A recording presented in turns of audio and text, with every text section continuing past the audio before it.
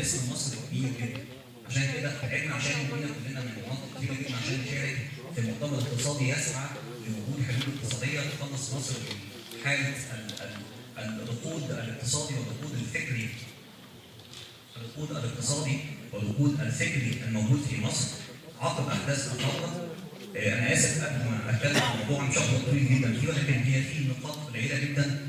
احنا لما قلنا بالثوره كل المصريين كانوا متضايقين جدا من النظام الفاسد، نظام مبارك، ولكن لم نكن جميعا منصفين. كذبنا على انفسنا وظلمنا النظام السابق اكثر مما ظلمنا. كذبنا على الشعب وقلنا له ان النظام كان فاسد وحرامي وبعد ما يمشي هيبقى فيه ثروات لكل المصريين، وده مش صح كله. لان بالمؤشرات الاقتصاديه حكومه الدكتور احمد نظيف حققت معدلات نمو ده حقيقي فعلا. حققت معدلات نمو في تاريخها 2006-2007 وكانت معدلات نمو هائله جدا من 6-7%، وبعد كده في وجود الازمه العالميه الماليه انهارت اقتصاديات الدول وكانوا بيسعوا في اوروبا للوصول لكانت 2% واحنا في مصر ما زلنا متمسكين عند 5%. اقصد اقول ان احنا ظلمنا النظام بان هو ما كانش شاطر، لا كان شاطر ولكن كان يحكمه الفساد. كانت مشكله مصر قبل كده مشكله فساد، كان في فساد وفي سرقه بس كانوا شطار.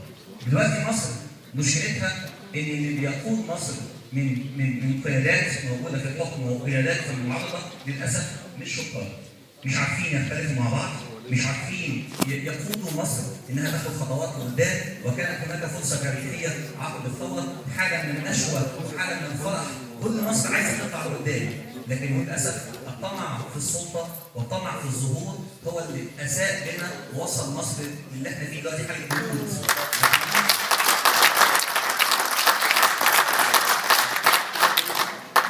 اتمنى، انا مش عايز اطول فعلا يعني ايه، انا اسف بس انا اتمنى ان الناس بس يعني ايه نبص بشكل علمي ازاي نفكر في ان احنا ازاي ننهض بمصر، ولو بقينا من صبح النهضه للاسف تستهلك اعلاميا في غير محل. يعني قلنا عايزين حريه فصارت الحريه ضد المحور الاقتصادي والمحور الاجتماعي. استغلوا الحريه في غير محلها. اصدقائي واصحابي واخواني من الثوار للاسف استغلوا مصطلح الحريه في غير محله. الحريه مسؤوليه، الحريه ليست غائيه، ليست فرض راي الاقليه، ليست كذلك تماما. يعني الحريه معناها ان يبقى في ديمقراطيه وفيها صندوق، نحترم شرعيه الرئيس فعلا نحترمها، ولكن نحاسبه كما قال حاسبوني وقوموني. قال ذلك وللاسف الرئيس محمد مرسي وكنا انتخبناه فعلا كشباب ثوره وكنا نتمنى منه الكثير، ولكن للاسف هو وعد كثيرا بما لم يستطع تنفيذه.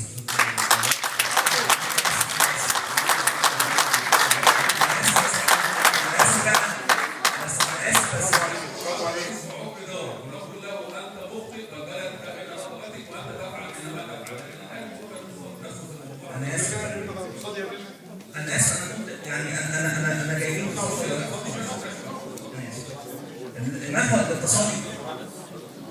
الاقتصادي وهو الخاص برفع مستوى الدخل والانتاج لمصر، وبالتالي رفع نصيب الفرد من الناتج القومي. يعني مصر لازم تنتج، يعني المظاهرات تتعارض مع عمليه الانتاج، بس للاسف هم الشباب والثوار ومن يتظاهرون هم عايزين الخير للبلد، ولكن للاسف مشكله مصر قبل الثوره بعد الثوره هي مشكله ثقافه. احنا مش عارفين امتى نختلف، امتى نفوض، امتى نقاوم، امتى نعترض. للاسف مشكله صدق وامانه في توصيف الوضع. انا اسف انا بقول المشكله اللي جايباني من المحله عشانها هي مشكله الصناعه، مشاكل الصناعه في المحله، فاقليم مهم جدا في مصر، مشكله انهيار رجال الاعمال. قبل الثوره من 2007-2008 حصلت الازمه العالميه وبدا الانهيار. مصانع كبيره جدا في المحله، مش هقدر اسميها اسامي عشان يعني ايه، او ممكن اقول مصانع مسرعه وكده، لان اوريدي في بعضهم اوريدي افلس واوريدي تعامل معه ايه وزير الماليه السابق محمد رشيد وزير الصناعه وزير التجاره محمد رشيد، وحاولوا ينصفوه، ولكن للاسف هناك الالاف من العمال حاليا في المحله بعد ما كانت المحله يعني محله كبرى تستورد العماله من الخارج. المحله عمرها تواجه رجال الاعمال في المحله، تواجه اصحاب المصانع الكبرى. على راس تلك المشاكل في الوضع الحالي بعد الثوره هو عدم الاستقرار، الركود الاقتصادي من ضعف الطلب المحلي. الطلب المحلي نتيجه الناس اوريدي يعني ايه بعد الثوره الدخل اقل، فاوريدي الطلب اقل محليا، المصانع بتبيع اقل، فبالتالي عندها مشكله ركود واضحه جدا. ونقص الطلب الاجنبي ده سببه قبل الثوره ان في ركود في العالم، مستمر حالا في اوروبا ولكن تمادى جدا يعني ايه بعد الثوره، فبالتالي المصانع اللي كانت مرتبطه بطلبيات تصدير اتوقفت طلبات التصدير او قلت الطلبات دي، وايضا بسبب الديبريشيشن او انخفاض سعر الجنيه المصري، فبالتالي كان المفروض اقتصاديا على فكره بانخفاض سعر الجنيه المصري وده الصين بتعمله انها تصدر اكتر. فنتوقع لما الجنيه قيمته تقل تصدير المصانع يزيد، ولكن العجب ان المصانع تصديرها بيقل. طب ده بيحصل ليه؟ ودي المصانع عشان تنتج في المحله بالمكونات الاساسيه الانتاج بتاعها الغزل. الغزل اللي بيجي من القطن المصري اللي هو كان بقى زمان موجود عندنا بوفره جدا يعني. في القطن المصري اولا اهملت زراعته جدا فاصبح يعني ايه عشان يطلع بجوده عاليه، واوريدي في اتفاقيات يعني ايه ان الجوده العاليه من القطن اللي هو الجاي تصدر للخارج، ويبقى القطن اللي موجود عندي يعني بيستخدم في الغزول بتبقى يعني بتدي اسعار للغزول عاليه. فانا كمصنع عايز اجيب غزول اسعارها قليله عشان تبقى تكلفه الانتاج عندي ايه؟ قليله، فابدا اجيب من بره واستورد غزول من بره. فتيجي الحكومه عشان يعني تخلي فيه غزول عندها ابداع فتفرض ضريبه اغراق على الغزول اللي جايه من بره. طب انا اتفضل عليا كصاحب مصنع ضريبه اغراق فعلق تكلفه الانتاج، فبالتالي هنزل المنتج عندي غير منافس للمنتج اللي جاي من بره اوريدي. اقصد اقول ان في مشاكل كتير عندنا. منطقه صناعيه في المحله لو كنت جبت صور لها كانوا هيقولوا عليها ان انا بقلب نظام حكومي. فعلا المنطقه الصناعيه اللي هي المفروض يجي فيها كونتينرز عشان تنزل البضاعه اللي جايه من ايه؟ من بره، يعني ما ينفعش بني ادمين يعدوا فيه. يعني اصحابنا اللي معاهم عربيات عشان يروحوا مصانعهم بيجيبوا فيزا ويمشوا كده مش عارفين ايه. فعلا دي مشكله موجوده في المحل. منطقه صناعيه. واذكر بس للانصاف يعني المحافظ الغربيه كان موجود معانا في جلسه قريبا يعني، واشار ان هو في دماغه ان يحدث تطورات. وعندنا مشكله رئيسيه في مصر هقول حته في دماغه التطورات دي، ان هناك مشكله كبيره جدا اسمها تايم لاج، تاخير. يعني بنتاخر على ما نفكر، وبنتاخر على ما نلاقي الحد اللي نسمع منه ونقاوم الفكره، وبنتاخر على ما ننفذ، وبنتاخر على ما النتائج اوريدي بقى تبان للناس وتعلن للناس فالناس تهدى. فدي مشكله كبيره جدا. انا بقول المحافظ قال، بس بقول يعني ايه برضه هو قال كده الاسبوع اللي فات، فلحد دلوقتي انا ما اعرفش ايه اللي حصل. بقول مشاكل المصانع زي ما قلنا ممكن بعد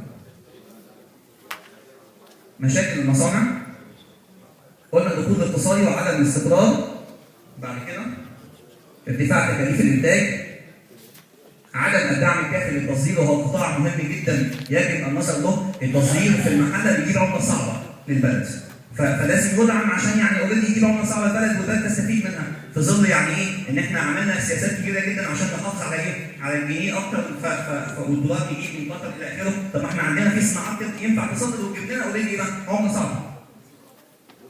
حلول مختلفه سريعه جدا وهم حلول قليله ويجي منها اكتر، والمشاكل في اكتر من كده. انا عملت بيبر قليله جدا في اكتر من كده. الحلول رقم واحد اللي هو يجيب المشاكل اكتر من كده محتاجه لجنه فعلا يعني ايه؟ يعني تبحث في الموضوع ده. الحل الاول هو الحوار الواسع مع اصحاب المصانع لمعرفه مشاكلهم.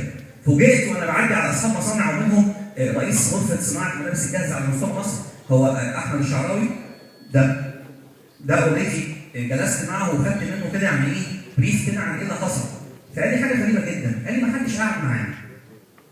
رئيس غرفه صناعه ملابس الجاهزه على مستوى مصر قال لي ما حدش قاعد معانا. عبيد على كذا حد من اصحابي واصدقائي ومعارفي ويعني ايه اللي في المحله في مناطق كده تحت كل عماره مصنع. فاوريدي يعني المجتمع كله مصانع. فعبيد عليهم هو انتوا مشاكلكم ايه؟ فاسمع منهم مشاكل فيقولوا لي عليا ما حدش قاعد معانا.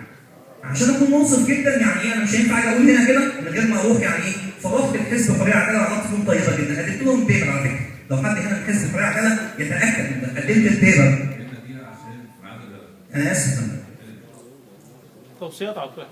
طب هدي توصيات حدود مقترحه توصيات. الدعم الفوري للكيانات الحاليه وجدول ديونها ومساعدتها على الانتاج والتصدير ده حل مقترح.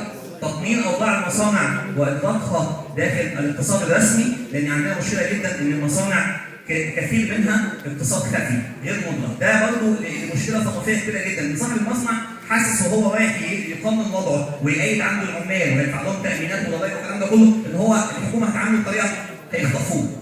يعني ده محتاجين يقعدوا معاهم ويفهموهم ان تطمين الاوضاع الاوضاع ده شيء جيد، وان ده شيء هيحميه جدا من تمرد العماله، ودي مشكله كبيره جدا في المحله. يعني اصحاب المصانع بيشتكوا العمال مش موجودين في الفترات، مش العامل يربطوا العقد، اللي يربطه ليك عقد يضمن حقه ويضمن التزامه. فانت لو ذهبت عشان تقنن وضعه هتاخد منه ايه بقى؟ التزام، وفي نفس الوقت انت مش عايز تحتاجه من ايه؟ من حق. تقنين الاوضاع دي مهمه جدا، والاطلاق ده في الاقتصاد الرسمي ده يجيب عوائد كبيره جدا ايه؟ للبلد، تامينات وضرائب الى اخره. الاستثمار في راس المال البشري من خلال التدريب والتعليم، طبعا وفي مبادرات فعلا من الحكومه في اتجاه التدريب والتعليم، وفي عندنا معهد عالي فتح عشان دي قصه التدريب دي، ويعني كلنا بنساند ربنا. في مطلب كبير، اخر سلايد. في مطلب كبير جدا عندنا من المحله، وهو يعني اكبر من ايه؟ يعني بصراحه طموح كبير جدا، نفسنا في عمل منطقه تجاره حره بريه في المحله. عشان نتخلص موضوع الناس اللي بيجي ويفرض عليه ضريبه الاغراق والكلام ده كله، فنفسنا في منطقه تجاره ايه؟ حره بريه. يعني يجي الحاجات اوريدي، يعني تيجي من غير فرض جمارك وتصدر من غير ايه؟ يعني يبقى في فري تريد، تجاره حره. احنا المفروض مصر ماضيه على اتفاقيات فعلا تجاره حره، ولكن يعني ايه؟ يعني تجاوزا للدول الناميه اللي عندها مشاكل فبيسيبوهم ايه؟ فتره معينه. خلق اسواق عالميه من خلال السفارات المصريه في افريقيا واسيا واوروبا، نتمنى ده فعلا يبقى في اسواق عالميه. يعني احنا عندنا سفارات، السفارات دي ما بتشتغلش يعني ايه؟ ما بتشتغلش تجاريا في مصلحه رجال الاعمال. يعني اتمنى، مش عايز اطول اكتر من كده، نقل وتبادل معلومات مع رجال الاعمال واصحاب المصانع. رجل اعمال قال لي كنا في مؤتمر في باريس، طبعا جدا كنا في مؤتمر في باريس، وبعدين قابلت السفير هناك موحد التجاره، قلت لهم ايه بقى؟ انا عايز اعرف معلومه مهمه جدا، هم عدد السياح اللي بيروحوا باريس قد ايه في السنه؟ فدور على المعلومه فقال له 70-80 مليون. لا ده فرنسا حوالي 70% منهم في باريس بس. فقال له انت عارف المعلومه دي ممكن تفيدني قد ايه كرجل اعمال مصري؟ انا ممكن اعمل تيشيرت كده قطن صافي واكتب عليه ايجيبت واجيبه هنا. قال له في سوق كمان كده، راح السوق ده لقى فيه يعني كل جنسيات الدنيا ما عدا مصر، لان لم يعلم بان في سوق موجود المفروض يكون فيه جنسيات كتير. السفراء والملحقين التجاريين يجب ان يعملوا لصالح الصناعه المصريه. مصر عشان تشتغل، انا اخر حاجه، مصر عشان تشتغل في الخدمات قناه السويس، وسمعنا مبادرات انها تبقى بحريه والكلام ده كله، يجب ان تكون الصناعه دور. الصناعه هامه جدا، من لا ينتج لا يملك قوت يومه.